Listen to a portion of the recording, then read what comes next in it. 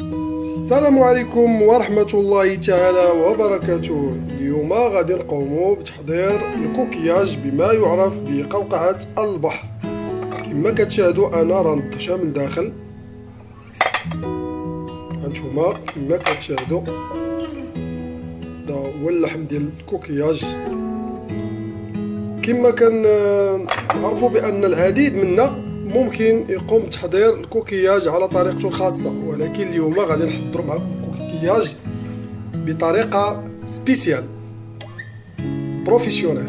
اوكي، بقاو معنا باش تشاهدوا المقادير اللي غادي نحضروا بهم الكوكياج. عندنا الليمون بما يعرف بالحامض، عندنا طماطم، البصل والقزبر والمقدونس،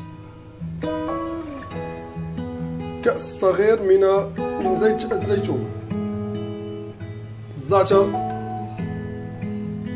الملح،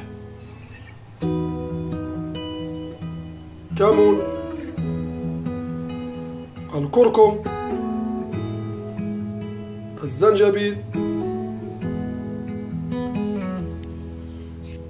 والخل الابيض. يلا بقاو معنا، ما تمشيوش باش تشاهدوا طريقه التحضير، وما تنساوناش من اللايك ديالكم ومن الاشتراك باش يوصلكم دائما الجديد، وشكرا للمتابعه.